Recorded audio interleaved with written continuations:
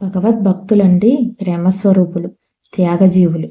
భగవంతునికి దూరమై ఒక్క క్షణం కూడా జీవించలేరు.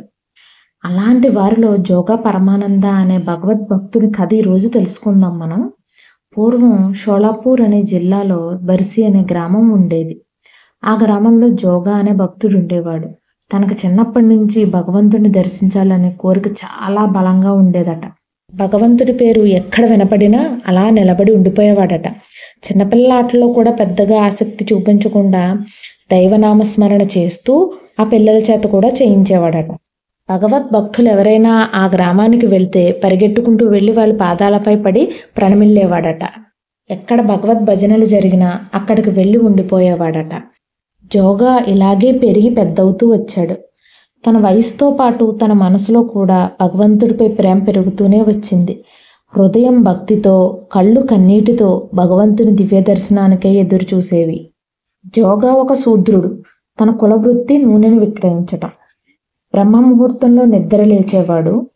లేచి స్నానం చేసి దేవాలయానికి వెళ్ళేవాడు. ఇక్కడే మనకి ఆయన గురించి ఒకటి తెలుసుకోవాలండి.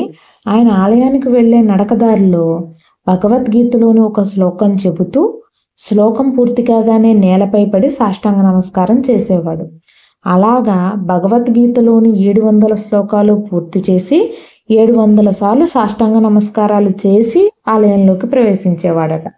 రోజు ఇలానే ఆచరిస్తూ తృప్తి పడేవాడట. జోగా ఒక కృష్ణాష్టమి రోజు పాండురంగని గుడికి వెళ్ళి ఆయన ముందు కన్నీళ్లతో నిలబడ్డాడు. స్వామి, నేను ఈ ప్రపంచ పంజరంలో బందీ అయి ఉన్నాను. నాకు విముక్తి కావాలి. ఈ భోగభాగ్యాలన్నీ నా దృష్టిలో గడ్డిపోచల్లా కనపడుతున్నాయి. నీతో ఎడబాటుని సహించలేను. నా వ్యక్తిత్వాన్ని నీలో లయింపచేసి తృప్తి చెందాలని హృదయం ఆరాటపడుతుంది అని ఏడవసాగాడు. జోగా ఆవేదన భగవంతుడి మనసును కదిలించింది. దయాస్వరూపుడైన పాండురంగడు దర్శనమిచ్చాడు. స్వామి మాట్లాడుతూ, జోగా, ఈ రోజుతో నీ కష్టాలు తొలగిపోయాయి. నీలో నిశ్చల భక్తి ఏర్పడింది. నీ జీవన రథాన్ని నడిపించే చోదకుడు ఈనాడు నీ దగ్గరికి వస్తున్నాడు. అతన్ని కలవడంతో నీ సాధన మలుపు తిరుగుతుంది అని చెప్పి అదృశ్యమయ్యాడు. ఆ పాండురంగని దర్శన భాగ్యంతో చాలా ఆనందంగా తన ఇంటికి వెళ్ళాడు జోగా. ఈ కథ కంటిన్యూషన్ అనేది నెక్స్ట్ వీడియోలో చెప్తానండి మీకు. ఇలాంటి భగవద్భక్తుల కథలు మీరు వినాలి అనుకుంటే ప్లీజ్ నా ఛానల్ని సబ్స్క్రైబ్ చేసుకోండి, నన్ను సపోర్ట్ చేయండి. ఇంకా వీలైతే లైక్ చేసి షేర్ చేయండి. Thank you so much for watching.